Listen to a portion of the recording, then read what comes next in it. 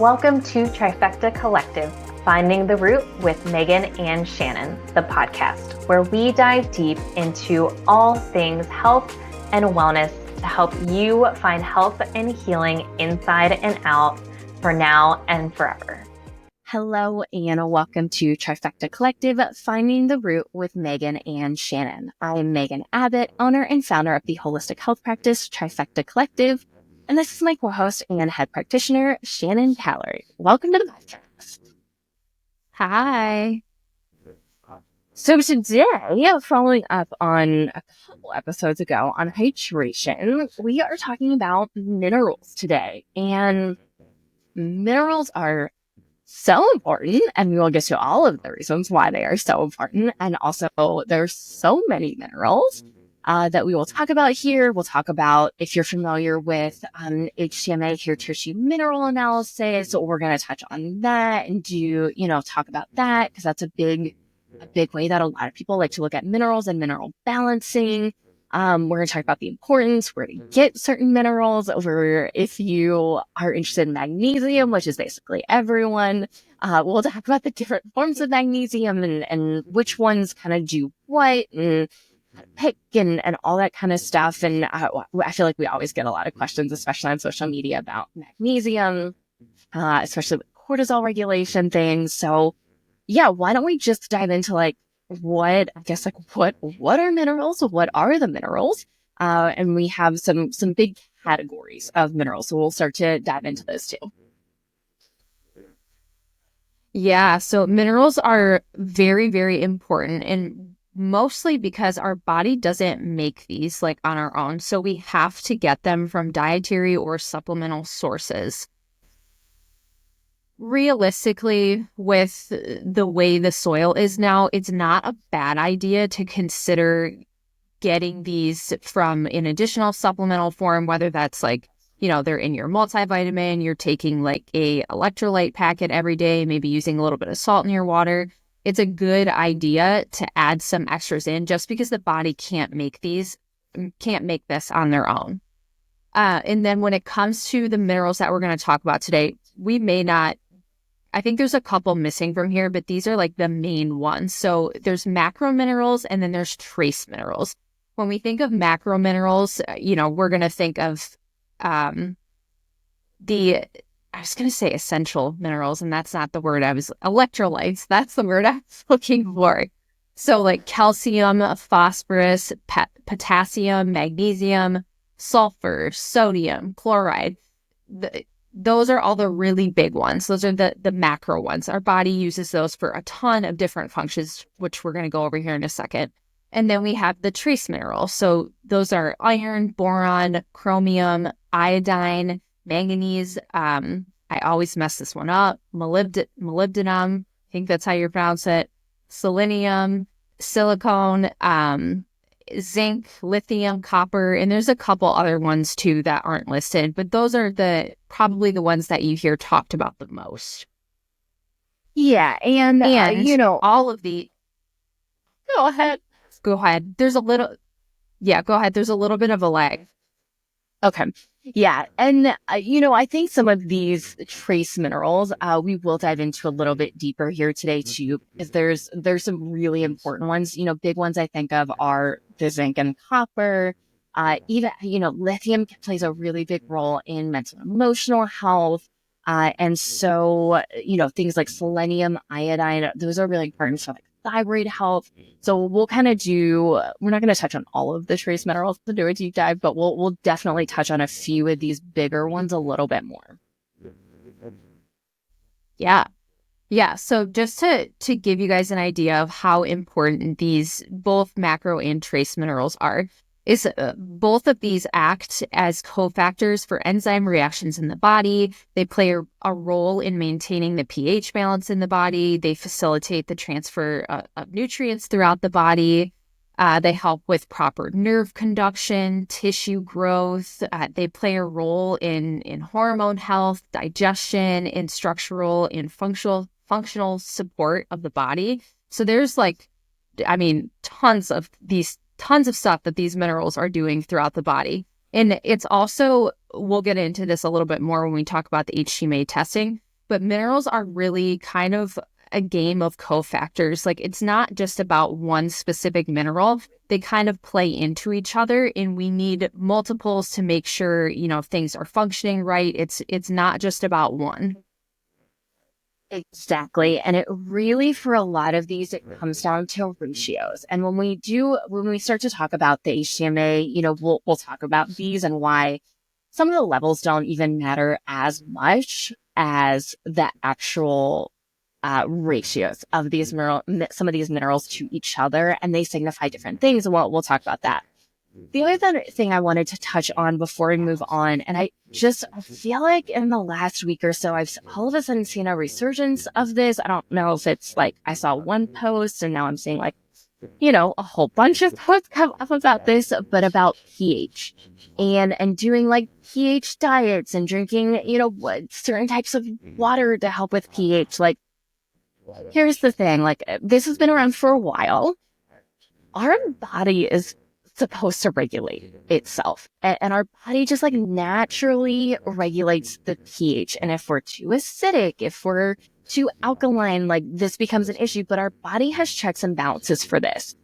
And what we often see is when people start to artificially or externally start to mess with some of this pH stuff, especially all the alkaline stuff. And I know it's starting to be promoted a lot for like perimenopause and like get alkaline and make sure your pH and drink alkaline water and da. And here's the thing, like, our body's naturally supposed to do this. And when we can get into some real trouble when we start to really mess with some of these things. And looking at, if you are concerned about your pH, which sure, let's take a deeper look. Let's look at the bigger picture of if we're having issues with our pH, like, let's look at minerals and what's going on with these minerals versus let's start drinking alkaline water and doing all of these, weird, trendy biohacking stuff. Like, our body is really smart given the right tools, and minerals are a big tool that our body uses for that. So I just wanted to bring that up just because I've randomly started seeing a lot about that.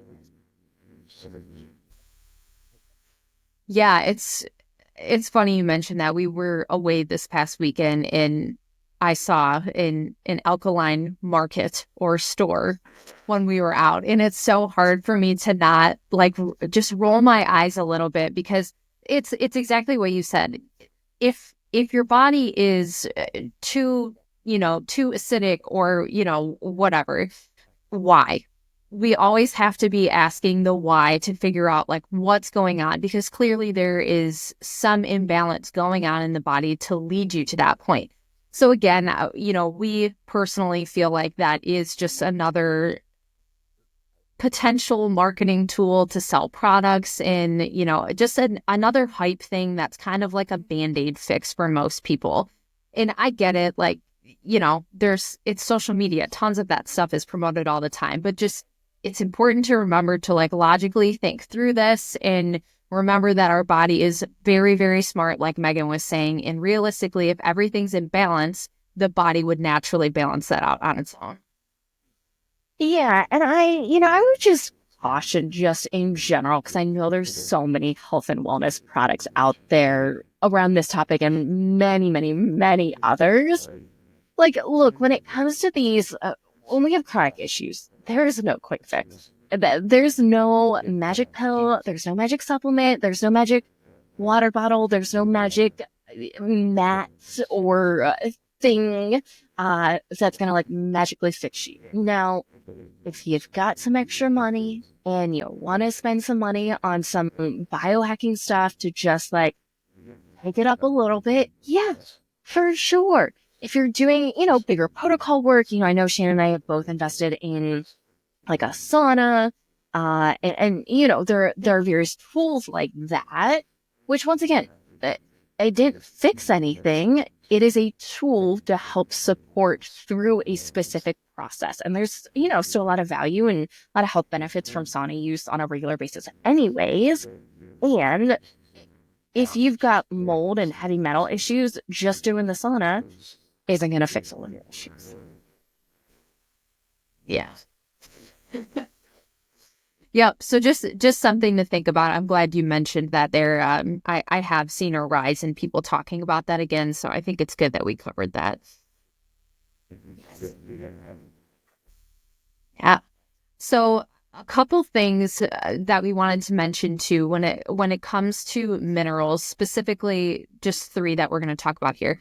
There's certain things that can inhibit the absorption of certain minerals. So for example, when we're talking about iodine, different toxins like chlorine, fluoride, bromine, all of these things can displace iodine in the thyroid or inhibit the absorption of iodine. So, that one's pretty general in the sense of thinking about like toxins that we're exposed to, toxin overload in the body. Of course, it's going to inhibit the way our liver works and all these other things. But specifically when it comes to iodine, that is something that can happen or that can inhibit the absorption of it. Another thing that can be very easily inhibited is the absorption of magnesium is it's affected by so many things. So stress, blood sugar dysregulation, alcohol consumption, high calcium intake, all of these things can inhibit the absorption of magnesium in the body or deplete it even. And zinc, this is a real... Oh, go ahead. No, go ahead. We can finish with zinc and then I got a few comments. Okay, yeah. So zinc is a really important one because it plays such a role with maintaining our stomach acid levels. And of course, that's super important because the way we digest our food, how much stomach acid we have, that's like a first line of defense for our body. So, stress, refined carbohydrates, caffeinated beverages, alcohol consumption, and even high copper within the body are all things that can inhibit the absorption of zinc. Yeah, so just a couple additional notes on all three of these. The first one is if you got some thyroid issues, and this hits close to home here, and I know so many women deal with so many different types of thyroid issues, and iodine is not always the answer. And specifically, if you do have Hashimoto's, be very, very careful supplementing with iodine. The whole CMOS craze, good for some, not great for everyone. And let me tell you, all these people selling these products, all the multi-level marketing companies, all of these people pushing these products, they are by and large not trained in holistic health. And some of these issues that can pop up if we supplement. And, I hate to throw, and I know I've done this before, I hate to throw multi-level marketing companies under the bus, and I also do a little bit here. There are so many products, and I say this as someone, we get hit up, I don't know, almost every day, from companies. Literally almost every single day, we get at least one email, if not multiple emails or messages on social media platforms, trying to do affiliate marketing or trying to recruit us to some multi-level marketing something. And, I've talked to enough of these people, especially way back in the day, from quite the variety of companies. They are not trained, unless they're specifically trained in holistic health before getting into some of these companies. But the companies themselves do not train these people from if you have this, you probably want to be careful with this product. Most of these companies these are great for everyone, for fat loss, for weight loss, for energy, for thyroid, for sex hormones, for if you have symptoms of high estrogen, take this product. And we know from firsthand, this gets really dangerous. So please just be careful, do some extra research. Not all supplements, not all products are made for everyone. And so especially if you have some chronic issues, just do a little bit more research and just double check if a product is right for you. So iodine and fluoride. So this is a big one. Fluoride, and most of us are exposed to decent levels of fluoride. If you go to a conventional dentist, they're going to use fluoride treatments. Biological dentists do not, by and large. At least all the ones that I've ever talked to or worked with. They have alternative products that they have and use that do not contain toxins like this. But it's in water. If you have like regular toothpaste, it's in your toothpaste. And we were promoted that this was like the ultimate way to like have good oral health is to have fluoride. And we know that's not the case. And we know that it can do some damage. So just being mindful of that, swapping out for a cleaner toothpaste, or you can make your own. They got like tooth powder. And oral health, like especially for your teeth specifically, is all about minerals. And if you are prone to a lot of cavities, if you're prone to soft teeth, and this is me, by the way. My mom always had so many dental issues. I had cavities growing up, and I didn't. I've never been a super sugar person. I probably am eating the most sugar I ever have right now in my life.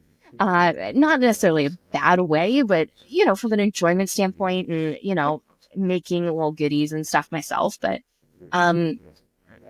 this can get really dangerous. And, for me, I use a toothpaste without fluoride. I still do use a toothpaste, but I have a mineral rinse that I use that, man, like I've reversed a couple cavities that have shown up that I said, hey, let's not do anything with these. Like, give me 6 months. Let me see if I can reverse them. I have. They also, I will say, they weren't super deep. They weren't like crazy cavities. So that is something to take into account. My teeth also got way worse when I was having all of my gut issues. And now that has been fixed, like that goes a long way. So just like how to keep that in mind, that really oral health, specifically for our teeth, and I'll even say like probably for our gums too, it's really about minerals and mineral balancing and making sure we have enough minerals to keep our teeth really strong and healthy. Yeah. And when we have, again, like when we have dental things going on, it's usually it's not just from something that's happening in the mouth. It's usually like what's going on in our gut. Where is this imbalance stemming from? And a lot of people, I think there's a lot of fear around not using fluoride, specifically when it comes to like the health of our teeth and preventing cavities and whatnot. And there are so many other things out there, like the mineral rinse, great idea. When I was doing detox work, my teeth got way worse. Like there was a cavity that started to show. My gums were bleeding more often. Of course, when I healed everything, that went away. But we can also use something called I may be pronouncing it wrong. Hydroxyapatite, I think is how you say it. That's a really great substitution when it comes to like enamel health, preventing cavities, reversing cavities, even though we're not technically allowed to say that, but you get the idea. There's some other things out there that we can use, and definitely making sure that we are doing some type of toothpaste with minerals included, or a mineral rinse mouthwash after, is a really good idea. And not only that, but there's a lot of research out there on fluoride at this point and how it affects our brain health, it being a neurotoxin. So it doesn't only have to do with displacing iodine in the thyroid. There's lots of info out there about that. Yeah. So yeah, super, super good information. The next thing I wanted to touch on is magnesium absorption. So, magnesium, and I guess we could get into all of the forms of magnesium at this point, but, especially if you've been really stressed for a significant amount of time, one of the things that can happen is it can be really hard to absorb magnesium. And, magnesium glycinate is one of the most common forms of magnesium that we will recommend. For most people, it is a great starting point when it comes to magnesium. Super helpful when it comes to sleep and mood, good for brain health. People who are prone to a lot of headaches and migraines can be very supportive and very helpful, and that magnesium deficiencies can play a role here. And I also know that, once again, if you've been depleted of magnesium for a long time, sometimes supplementing with like a capsule or pill may not be the best option, and it can be challenging to absorb that. People can have quote unquote adverse reactions to magnesium supplementation. We've seen it. We don't see it a lot, but we have certainly seen it here in the practice. And there's a lot of forms of magnesium, different types, and then also like different forms of magnesium. And one of the things that can be very helpful is doing a magnesium spray. If you've ever taken a magnesium supplement and maybe you had an adverse reaction, maybe it actually made you like super awake and alert, or maybe it gave you a headache, even at a low dose, doing some sort of topical magnesium, that could be an Epsom salt bath.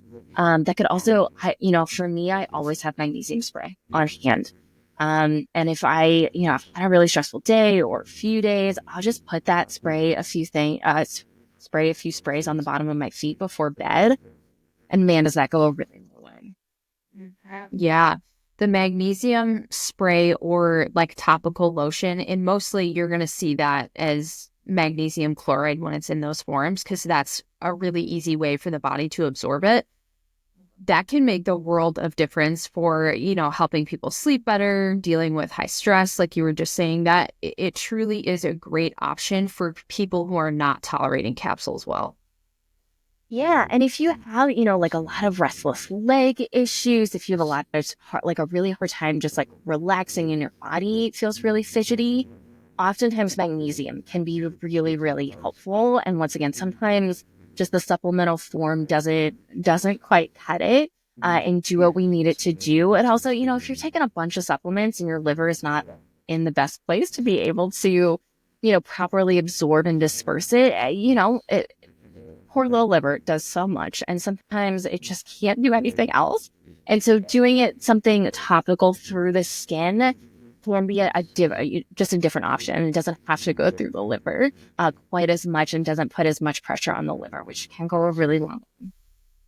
Yeah, or even soaking in magnesium chloride, which for Epsom salt, you're going to see magnesium chloride and magnesium sulfate. Magnesium chloride is a little bit more potent, especially when it comes to being absorbed in the body, going in and supporting your liver, where magnesium sulfate is going to be more just for like muscle relaxation, which is still a huge benefit and can help with like a tensed, stressed body. We see both used all the time. Magnesium chloride is typically a little bit more expensive when you're buying like the flakes. However, it's a little bit stronger, so sometimes it's worth it. Yeah. Yeah. So those are just some good options, diving deeper into magnesium here. So the two ones we're not the biggest fans of, by and large, magnesium oxide. Really, essentially no point. Just like it should not exist. It's so cheap. The body does not absorb it. It can, for many, many people, cause a laxative type effect. And it's just not well absorbed. Like if you see something, when we look at supplements, there's always a few big red flags. We've talked about multivitamins before, and what is the source of the B9 of the folate? Is it folic acid? That's an automatic red flag. If you see a magnesium supplement and there's magnesium oxide in it, that's an immediate red flag that it likely is not the best quality. And they've skimmed on some of the more expensive and better forms of magnesium to put this cheap one in here that doesn't do much, except you might have some loose stool. The other one that we're not big fans of, we'll use it here and there, is magnesium citrate. Magnesium citrate, the only reason to use this is as a stool softener. That is its only purpose.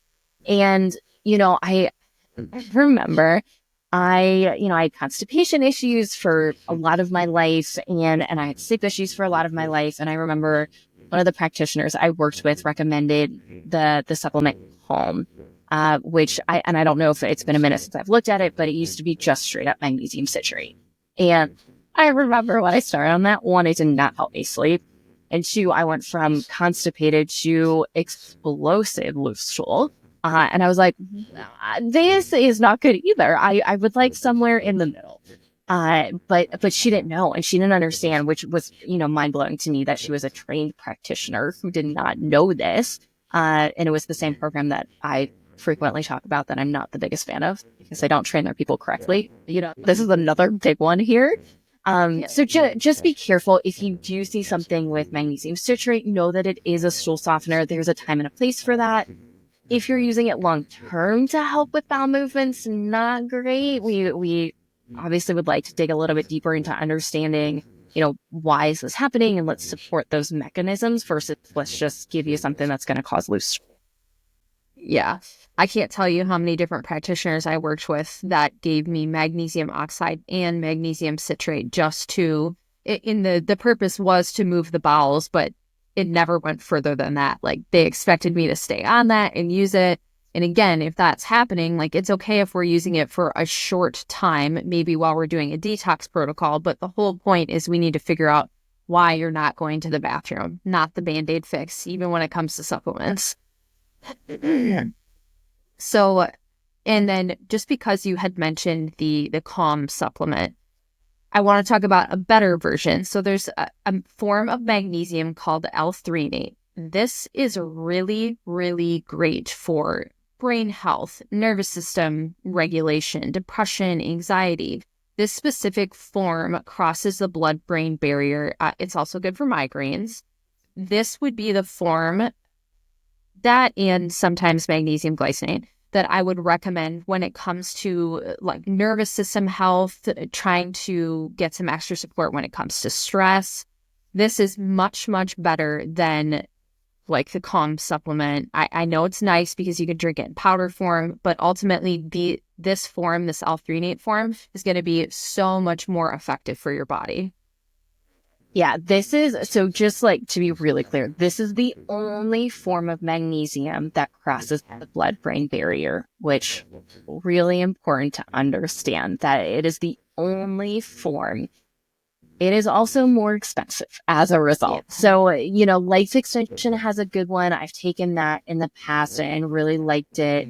Once again, by and large, if you find anything with magnesium L-threonate, it is going to be more expensive just because it crosses the blood-brain barrier. So just be mindful of that. You may also see it in, there's a handful of supplements that I've seen clients on for ADD, ADHD type of symptoms. Magnesium L-threonate is a common ingredient in a lot of those for good reason. So it can be helpful for focus and cognition among the other things as well. For some, I wouldn't say it's for everyone, but for some people, it can help a little bit with that. Especially if you feel like, especially from an anxiety perspective, like your brain's a little all over the place. Sometimes that magnesium L-threonate can help a bit and kind of just bring you back into a little bit more centered position. Yeah, that's a really great form of magnesium. So, and there's so many. We'll talk about two other ones here. I know there's a couple more. I don't remember them off the top of my head, but magnesium malate is another one that you have probably seen. This isn't a bad form, but it's just not, it's not the best form. So this magnesium malate can be a little bit like stimulating, energy boosting. So if you are using that, I would recommend using it earlier in the day. It can help with pain and raising whole body magnesium levels. I make my own electrolyte mix, and I actually use, for the magnesium, I use powdered magnesium malate. It just seems to work really well. It dissolves easily, and I like that one. So, it's not going to be the top one that I would recommend in supplement form just because there's so many better options, but it is a form that's out there. And then we have magnesium taurate, which this is really good for blood sugar regulation. Again, not one that we often recommend, but it's there. There's some benefit to it. Yeah. And here's the other thing when it comes to magnesium. The statistic that 90% of people are deficient in magnesium, I don't know if I totally believe that, if I'm being really honest, just with the amount of blood work that we see. And not that everyone has magnesium on there, but we do see it. And a lot of people are not deficient, just like for reference. So it's not like everyone should hands down just supplement with magnesium. It's one of those things that, is it going to hurt? Probably not. And probably, just let's test your magnesium and just kind of see where your levels are and see if you actually really need to supplement. And it's one of those things that if you are going through like a period of significant stress, like, yeah, and you got some extra money and you want to add in a magnesium, and probably not a bad idea to if your levels are typically pretty optimal, to supplement for a short period of time while you're going through a stressful period of time. Or if you feel like, you had a really long day, maybe traveling or something, and then supplementing in the evening with some magnesium on hand, like, yeah, I don't think that's a bad idea. But I just, from at least our experience, seeing all of the blood work that we do, which is quite a lot. Yeah. I don't know if I believe that 90% and that everyone should just supplement with magnesium. So yeah, I just don't, I haven't seen that from my experience. Yeah. And it again, like it's always helpful to test. I mean, we have a panel that we don't run it all the time, but we call it the nutrient panel, and it's really helpful. I love that one just because we can get specifics about certain nutrients in the body. Maybe something specific needs to be focused on. And kind of the same thing with the HTMA test.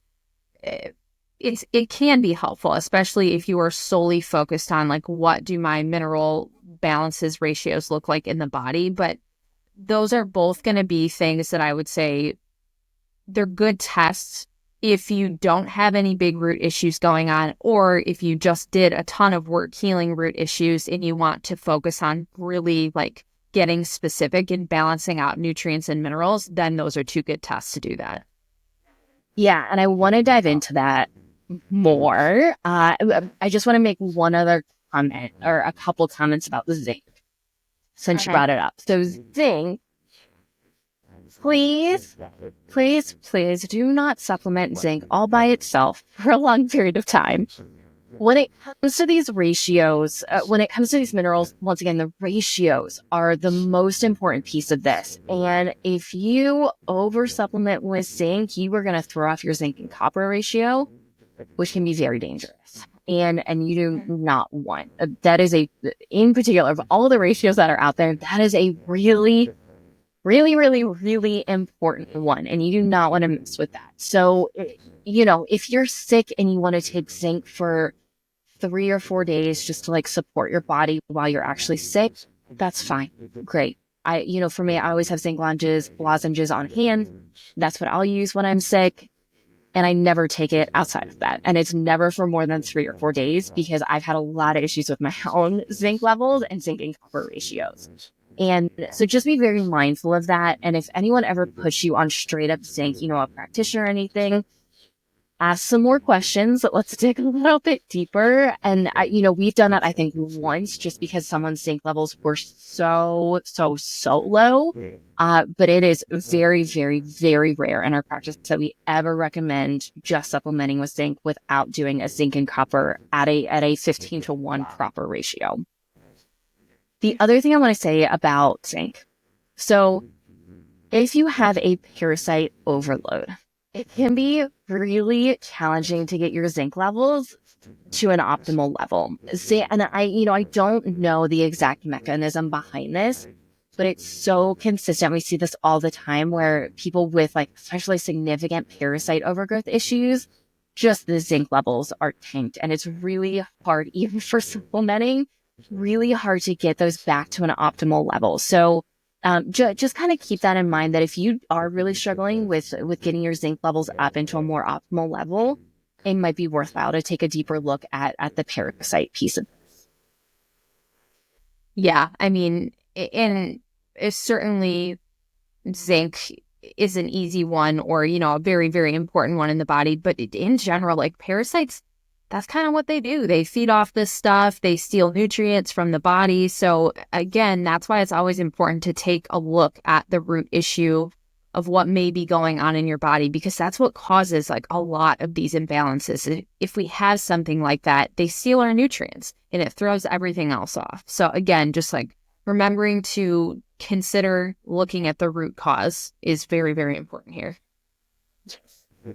And so kind of going off of that, there's, a lot of practitioners use HTMA, hair tissue mineral analysis, which really looks at mineral balancing and also looks at heavy metals. important note here. You have to be actively excreting heavy metals for them to show up, which is not always the case. It's also, I think, really important to understand that in our hair, we get about 3 months worth of data.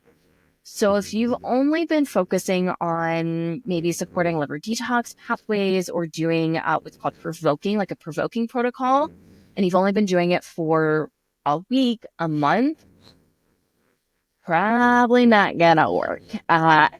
Just the likelihood that we're gonna see, these heavy metal levels at what they actually are, really questionable. The other thing is too, is sometimes, we'll see like little to none on an initial HTMA. Then we'll start doing some work. We'll rerun that HTMA and then things actually get worse. And that's because you're actually excreting things now. So it's not that the protocol's not working. It's just you're actively excreting now, which is, whenever someone comes to us, especially in a consult that has had an HTMA done and that's all they send us, we're always going to ask for blood work on top of it, because we want to see where their liver enzymes are. Like, what are they likely to be excreting at this point, or are they unlikely to be excreting at this point? And the blood work can give us more insight into that. We can also get some insight into toxicity levels overall on the blood work. So just kind of keep that in mind. And before we dive deeper into the HTMA, I just want to touch on something called the RCP, which is the root cause protocol. And this theory, and they have a whole handbook and everything. I've been following the RCP for many years at this point. And the idea behind this is help the body balance minerals. And if you do that, then the body will heal itself. Which, at the foundation, I love it. And man, could this take a long, and very painful amount of time. And, I've seen people following the RCP for years, 5, 10 years, and they are still dealing with symptoms and issues. And it's mind-blowing that they've stayed on it for that long. And while generally speaking, I like some of the things that they talk about, they have, they initially start with stop eating processed food. There's some really basic things. Stop eating fortified iron, stop, with the high doses of, vitamin D and things like that, which once again, fundamentally, I agree with. It's a painful process. For that, if you have a lot of chronic issues, if you've got a lot of gut issues, hormone imbalances, inflammatory issues, autoimmune, just these chronic illness type issues, man, can this take a really long time, which is why we are not the biggest fans of it from a starting point. For us at this point, as far as how do we further optimize the body? How do we, really dial in and get to the nitty gritty of things? That's where some of this can really be helpful and come into play and help continue to optimize our overall health, because minerals are super important. Mineral balancing is super important. And you can go through a lot of painful processes and just for us, what we think is unnatural, unnecessary suffering, for an extended period of time just by doing this. And once again, we think there are better ways to do this. So just if you're not familiar, certainly it might be worth a look. And it's a lot, just in how they do it. And I know they've recently made some changes, which, they used to recommend everyone supplement with beef liver, which is a huge mistake. And everyone get blood donations, which I also think is a big mistake. And there were just some big things, and some of these have shifted, some of them haven't. So just kind of keep that in mind, that if you're looking for, really let me dial and nitpick some things, it might be worthwhile. And if you're going through some big stuff, you might spend 5+ years and not get to a lot of places. So just kind of keep that in mind. I just don't think it's worthwhile. And they also, they miss some bigger things. Are gut issues going to resolve themselves? Are mold issues going to resolve themselves based on mineral balancing? Probably not. Probably not. Yeah. I mean, mold already takes it can take 2 to 3 years for some people. If you try and address mold by rebalancing minerals, you're going to be there for 12 years. I highly do not recommend that. And this is coming from someone who dealt with mold toxicity. That is not the way to go. Yeah. And, once again, the idea, and the RCP uses the HTMA quite a bit to focus on this when you actually work with an RCP practitioner. So just kind of keep that in mind. I think the HTMA has a time and a place. Is it good to do right off the bat, right up front? Probably not. Once again, for us, in our own healing journey, getting, blood work once or twice a year, maybe a little bit more depending on what we're dealing with. Getting an HTMA test on once a year, not a terrible idea if we want to spend some extra money and looking to do a little bit extra optimization. And it doesn't look at bigger root causes. It's just another tool and way to symptom manage because it's going to look at blood sugar, adrenals, thyroid.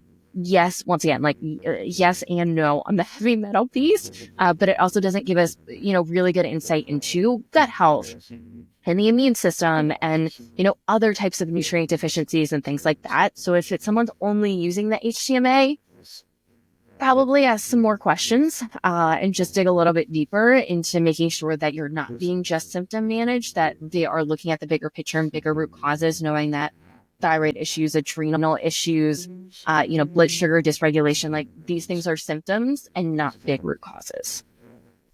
Yeah. And let's get in a little bit to some of these ratios that we can find in the HTMA and how they can be helpful. Again, this test isn't just for identifying heavy metals in the body. There is more than that, but not so much for root causes. So some of the ratios that we look at are, the first one that we have on our list here is going to be calcium to phosphorus ratio. And this really has to do with how well is the nervous system in balance? Is your body in homeostasis? When it comes to the nervous system, that's kind of what those two minerals can identify in the body. The second one is going to be sodium and potassium, which there's a lot of roles to sodium and potassium in the body. But really, when we're looking at this, we're looking at what does inflammation in the body look like, your vitality in the body and whatnot. So that's kind of the big thing with sodium and potassium. The next one is going to be calcium and potassium. And this one really gives us an insight to what's going on with your thyroid. How's your thyroid health? How's it functioning? And then we also have zinc and copper, which again, kind of talking about hormones here, stress levels in the body. It's going to give us a good indication to what's going on in those areas. And then same thing for sodium and magnesium. This is really good for identifying adrenals and, how are your adrenals doing? Are they stressed? Are they overfunctioning, underfunctioning? We can get a lot from that ratio. Then we have calcium and magnesium, which is really good for information on blood sugar regulation in the body and how that's looking. Another big one is going to be iron and copper, which can be really helpful for identifying infection in the body. And then we have copper and molybdenum. And this can help us identify if there is a copper imbalance in the body or, how much oxidation is happening in the body. Yeah. And once again, we actually can't get most of this information from blood work. And I know. we actually get more information oftentimes from the blood work. And even from, just talking to someone about their symptoms and what they're dealing with and struggling with. We can have a pretty good idea of what's going on with their adrenals and their nervous system and blood sugar and, all this kind of stuff too. So once again, just to iterate, is it worth the money to spend? And the HTMA is a less costly functional test, just for reference. You can get it anywhere. I think for us, it's about $130 through Trace Elements is who I like them a little bit better. I know, there's another company that does it that's available on our Rupa store, which is fine. I do like the one from Trace Elements a little bit better. But once again, if you're going to spend money on this stuff, spend it on stuff that you're going to get real and big answers from. Blood work, once again, blood work is like the ultimate starting point. And then if additional testing is needed, talk to someone, certainly you can talk to us. Like, I don't think I've ever recommended an HTMA test. And I've ran a bunch on myself, just by the way, working with other practitioners who were trained only in HTMA, and how to symptom manage things. So, just kind of keep that in mind. Once again, if you're like, I feel pretty good and I'm just looking to do some extra optimization on my health and you have some extra money, cool. Yeah. Like this might be a good test for you. Just to do a little extra support work. And once again, like it's not gonna make or break any big issues. Mm-hmm. Yeah. This was probably one of the first tests that I learned how to like read and run when I got out of the NTA. And, sitting here like talking about it now, going through all the ratios and whatnot, we really can see a lot of this in your blood work. And even if, iron and copper show up and there's a pattern of infection, what kind of infection? Like, we're not going to get that answer from this test. So it's just more of like again, like if you have extra money and, you're feeling pretty good and you just want to look into your health, that is a good time to run this test. I would not run this test to try and figure out any like root issues in the body. You're just not going to get that from this. Yeah, exactly. 100%. Yeah. And anything else on HTMA? I don't think so. I think that's a good place. I'll just say if you are going to run an HTMA, make sure you read the instructions on how to get the hair. It is a little bit of a chunk of hair. I ran these probably for almost 2 years consistently, like every 6 months or so, just because the practitioners that I was working with, and anytime I got my hair cut, they're like, "What is wrong with like the back of your neck?" And we're like, "It's from hair testing and having to cut my hair, especially because I keep my hair pretty long most of the time, and to have this little chunk in the back of my neck." Yeah. So it is, the back of the neck is one of the better places. There are other places that you can get it from, but it is a hair test, like just for reference, and you need hair on your body to be able to run the test. Yeah. Yeah. And it's better to have someone else cut it too. I tried to do it myself one time. Yeah, should have had somebody else do it. But yeah, that's the HTMA test. We just thought going through the ratios might be helpful to understand that it's not just about heavy metals and whatnot. The other thing that we just wanted to talk about really quick here is just how important the kidneys are when it comes to minerals in the body and maintaining functions and whatnot. So we talked, we just mentioned the sodium and potassium levels here throughout the HTMA patterns, but so there's actually something in the body, and I'm not going to go deep into this, but it's called the sodium potassium pump. And this has a lot to do with like blood pressure and, sodium and potassium levels in the body and whatnot. And this is happening through the kidneys here. So the kidneys play such a big role with blood pressure, maintaining the blood pH, our blood levels of sodium, potassium, calcium, chloride, and phosphate, and in the production of calcitrol, which is the active form of vitamin D. So, which helps to regulate calcium homeostasis in the body. This is not the form that you will most likely see on your blood work when you get it done, unless you ask for it. Typically, we run you'll see 25 OHD on your blood work, which is not the active form of vitamin D. So just the kidneys play a role in balancing out all of this. So it's super important to, maintain kidney health. Certainly kidneys are affected by toxins in the body. we just wanted to mention that. So just to remind people how important the function of our kidneys are. Yes. And, if someone comes to us with blood pressure issues, minerals is like the first thing that we always think of. Is there some sort of mineral imbalance going on, which is impacting blood pressure? Now, it's not the only thing, chronic stress, kidney health, some of these other nervous system dysregulation can also play a role.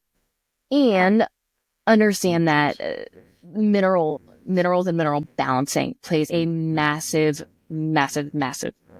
role in this. So super important to understand. Also, I also don't want to go too deep into the vitamin D thing. And also just to help you understand that, if your vitamin D levels are quote unquote low, there's a lot of things that can go into play here. Zinc and magnesium levels play a huge role in the actual absorption of vitamin D. A lot of times what we'll see is when we run panels, and we do run both forms of vitamin D, both the 25-OHD and 125-dihydroxyvitamin D, which is like citriol. Oftentimes with people with chronic issues, so this is not everyone, we will see an imbalance of these two markers, and they should be at a 1-to-1 ratio. And that's because oftentimes we are getting enough vitamin D. Sometimes we're converting enough of it. A lot of times we are, sometimes we're not. But there's an inhibiting factor into the vitamin D actually getting into the cells. And so I think it's just really important that don't over supplement with vitamin D. Like that is also very, very dangerous. It can cause some real big issues. And I know I've touched on a few previously. So just kind of keep that in mind. The other thing I wanted to touch on, and once again, I don't want to dive too deep into this, and that's calcium. So in order for calcium to be absorbed, we have to have enough stomach acid. And having enough stomach acid, we also need enough other minerals, especially zinc. Which is, once again, hugely depleted in so many people for a variety of reasons. But most people don't have calcium issues. And even if you have issues with bone density issues, osteopenia, osteoporosis, it's worth a deeper dive. And it may not actually be a calcium-specific issue, and just supplementing with more calcium is likely not going to cut it. As we get older and as we age, stomach acid levels naturally go down, just like FYI. Like that is a real thing that just happens in our body, especially if we're not careful with minerals. And if we're constantly, if we've been stressed out for 50 years and we're going into our 60s at this point, you probably don't have enough stomach acid, let alone if you're on a PPI. And, people are on PPIs for decades. Which, you're going to have gut overgrowth issues if you're on a PPI, because that's going to limit stomach acid production, which you're probably going to end up with a calcium issue, among many, many, many, many other things. And so I just wanted to throw that out there. We could probably do a whole episode on just calcium and the role that it plays and our bone health and all that kind of stuff. But just wanted to throw that out there too. Yeah, absolutely. And I know we've mentioned this book handful of times just because we talk about how important stomach acid is and why we need our stomach acid to be acidic and not alkaline. But the Why Stomach Acid is Good for You book, if you're like truthfully wanting to dive deeper into this, I love that book. It's just such a great starting point for opening your mind in just to all these other things, the way the body works, how it functions, how most people aren't actually having too much stomach acid. It's quite the opposite. So yeah, that's just a great book to kind of go along with that. Yeah, for sure. Those were kind of the big things. And then we did want to mention too, we're talking about minerals. Where can we get these minerals from? We did talk about this a little bit in the hydration episode, but leafy green vegetables is a great place. Again, soil quality is a little bit different than it used to be, so you're not going to get everything that you need from that, but certainly making sure you have leafy greens in your diet, it's going to be helpful. Sea salt, a good quality sea salt is also a great way to get this. Seaweed, seafood, anything that's in the ocean, you're going to get some minerals from that. Bone broth, another great place to get minerals from. And then, of course, we have like our supplements. I would say maybe not most multivitamins, but some multivitamins, you're going to get these minerals in there that you need. The electrolyte packets, which we kind of talked about last time, but just to touch on it again, there are tons of good ones out there. Just check the ingredients. We want to make sure we're not defeating the purpose by like having tons of natural flavors in there, fake sugars, things like that.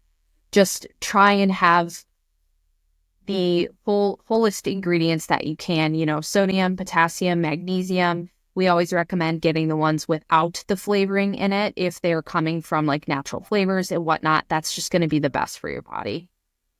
Yeah, exactly. I'll also say, and I know not everyone loves seafood. For zinc specifically, just on some of the big ones that we've talked about, oysters are super good. Organs, like organ meats, are also, super, super, super good and full of all kinds of vitamins and minerals and really good things for the body. Once again, like I know we've touched on this before, but if someone does come to us and there is a true need for supplemental iron, oftentimes we'll recommend, organ complex, liver, spleen, things like that, because there's not only are you having naturally occurring iron, but also all of the cofactors needed to absorb the iron, many of which are minerals, especially zinc and copper, play a really big role. Once again, if you're deficient in zinc, you're going to have a whole host of issues. Iron absorption can also be another really, really big one. So just be mindful of that when it comes to it. So yeah, just eating a variety of foods. And for most people, it's not a bad idea to supplement with like a multivitamin that also has, some multi-minerals in it. I'll also say, I personally like, and I know I've talked about this before, the Shilajit gummies from Organifi, packed full of all kinds of trace minerals. I have noticed a big difference in energy, focus, cognition when I'm taking those consistently. And I the serving size technically I think is 2 once or twice a day. I do 1 once or twice a day, kind of depending on the day. I don't feel like I need 2 once or twice a day necessarily. But that's a really good option. Organifi has good ones. I know Shilajit doesn't taste good just by and large, and the Organifi ones are okay. They're not spectacularly tasting by any stretch of the imagination. They're tolerable, in my opinion. And also, once again, Shannon shared this before, but you can also have detox reaction from it if your body's not quite ready for it for whatever reason.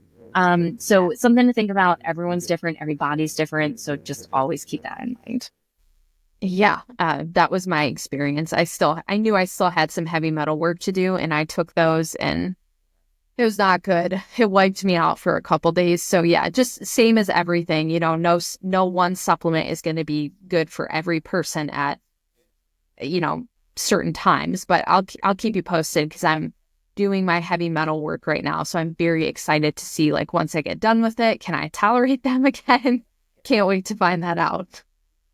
Yeah, so, get them from food where you can, and also, once again, just understand that sometimes these things can be harder to get from food nowadays just because of the quality of soil and so, a variety of factors here, which is why for most people, if we're going to recommend one supplement long-term, it's probably going to be a multivitamin. And most of the multivitamins we use to have like a multi-mineral component to them, and none of them have iron in it, which once again, just important note here. So yeah, I think that's good. If you are looking to boost, zinc or calcium or magnesium, yeah, you can absolutely do these foods first as well. I think it would be super boring to go through each one. I do have notes up if we do really want to do this, but go through like a series of, or just a list of foods, where some of these big minerals can come from. But once again, I think that's boring. You can also do just a real quick Google search, and just be like, what foods have zinc? What foods have magnesium? And just, supplement, you increase, those kind of foods in your diet, as needed. Yeah. Yeah. And then just a reminder too, like if you are a person who has chronic conditions going on that you've struggled with for a long time, I would absolutely recommend adding in, like a multivitamin of some sort without iron, just to get some of these minerals in, because you are most likely depleted in them. Exactly. And also, if you've just been in a chronic state of fight, flight, or freeze, can almost guarantee that you're also depleted of not only all kinds of nutrients, but especially minerals. And it might be worthwhile to take a deeper look and to do some supplementation for a period of time. So yeah, I think that's good. That is minerals. So thank you for listening. Thank you for joining. As always, please like, subscribe, follow if it resonates. Any 5-star reviews really, really, really mean the world to us. Thank you for joining, and we'll see you next time. Bye, everyone. Thanks for listening.